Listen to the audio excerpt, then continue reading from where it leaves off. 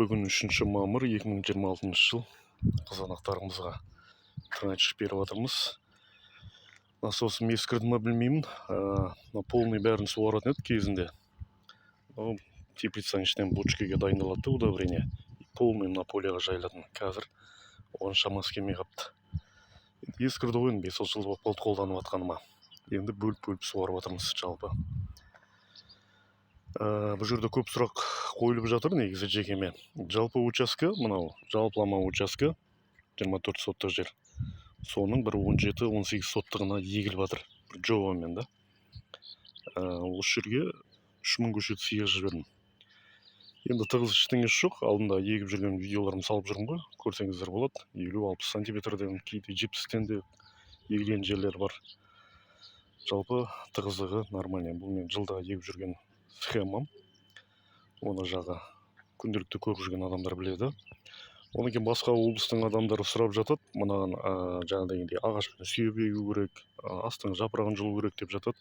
Ондайдан керегі жоқ. Бұл ашық алқапқа егілген полия болғаннан кейін біз осылай егеміз. Осымен ақ жаңағыдай тонналап, қаншама тонналап өнім аламыз. Аллаға шүкір. Бізде ондай лишний жұмыс жоқ. Осылай әдемі болып егіледі. Өйткені бұл полия. Бұл теплица емес, жаңағыдай жіпке асып егіп, немесе артық шанақтарын жұлып дегендей. Өз еркімен өседі осылайынан.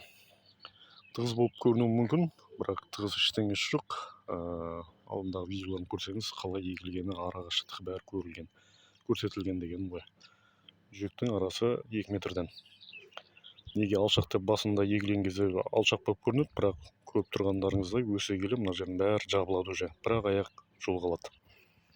Біз жылда егіп жүрміз ғой, білеміз да, қалай егу керек, не істеу керек дегендей. Аллаға шүкір, жаман емес, жақсы өсіп жатыр. Массовый гүлдеп жатыр. Көріне ме, көрінбей ме камерамен. Сап-сары болып, әдемі болып гүлдеп жатыр. Гүлдері әрі-әрі, әдемі.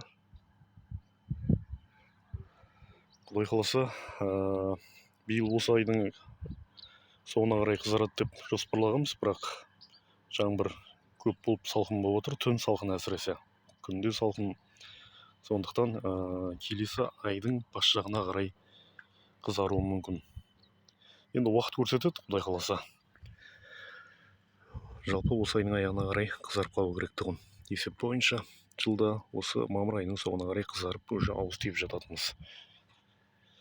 Июнь айының бас жағында уже терімге келетін 5-теріне 10-дарына қарай. Биыл енді кішкене кешігуі мүмкін. Кешегі жылдардан болған жаңа нелер ғой, сабалам орылғандар.